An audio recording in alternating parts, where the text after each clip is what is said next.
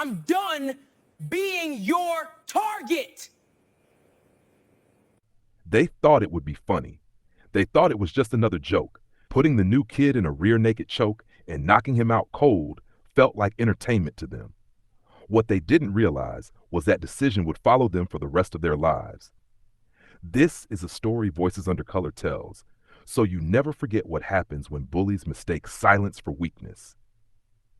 Jordan Brooks sat in the last row of Mr. Langford's history class, shoulders slightly hunched, eyes fixed on his notebook like it might protect him.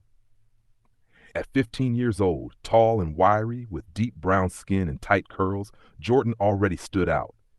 Being the new kid at Ridgeway High made it worse. Being different made him a target. When the bell rang, the classroom exploded with noise. Chairs scraped, backpacks zipped, and laughter filled the air. Jordan moved slowly, hoping the room would empty before he had to step into the hallway. It didn't. "Hey, String Bean," Chase Walker called out, his voice dripping with confidence. "You waiting till everyone's gone so you don't snap in half?" Jordan didn't respond. He zipped his bag and stood. Chase was everything Jordan wasn't allowed to be: loud, muscular, fearless. And he was never alone. Logan Pierce stood beside him, tall and grinning. Ethan Cole lingered nearby, shorter, stockier, desperate to belong. As Jordan tried to pass, Chase slammed a hand down on his desk. "I asked you something." "I'm just leaving," Jordan said quietly. Logan stepped in his path. From the front of the room, Mr. Langford glanced up.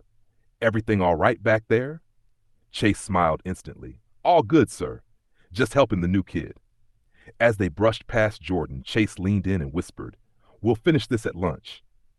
Jordan waited until they were gone before exhaling. He never fought back. Not because he couldn't, but because he promised he wouldn't. For 8 years, Jordan's father, a retired MMA fighter, trained him in Brazilian Jiu-Jitsu. Jordan earned his brown belt before they moved for his mother's hospital job, and she made him promise, no fighting unless your life is in danger. At lunch, Jordan sat alone near the emergency exit, head down, gripping his tray. That's when he saw Chase whisper to Logan and Ethan across the room. Halfway to his table, something hooked his foot. Jordan fell hard. His tray flew. Food scattered. The cafeteria erupted with laughter. "Oops," Ethan said loudly. "Guess the string bean forgot how to walk." Phones came out. Eyes watched. Nobody helped. Jordan picked up the crushed sandwich in silence. Miss Daniels glanced over. "Be careful next time," she said, and walked away. Have you ever watched someone get pushed so far you could feel something breaking inside them? Before we continue, what city or country are you watching from? Drop it in the comments. And if you believe no one deserves to be humiliated just for existing, subscribe to Voices Under Color and hit the like button. These stories matter.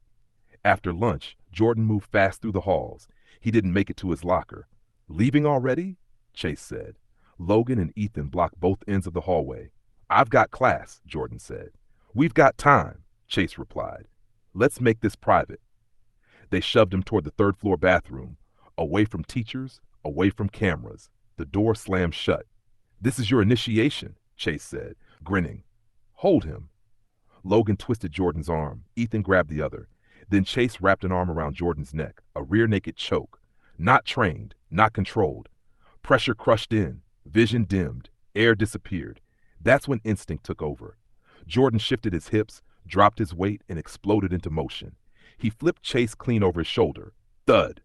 Logan rushed. Jordan redirected his momentum and slammed him to the tile. Ethan charged. Jordan swept his legs and dropped him flat. 3 seconds. 3 takedowns. Jordan stood calm in the center of the bathroom, breathing steady. "You done?" he asked. Chase staggered up. "You think you're tough now?" "I'm just done being your target," Jordan said. "You tried to choke me out. You could have killed me." Silence. "This time I held back," Jordan continued. "Next time I won't." The bathroom door burst open. "What is going on here?" the vice principal demanded. No one answered. Jordan picked up his backpack and walked out.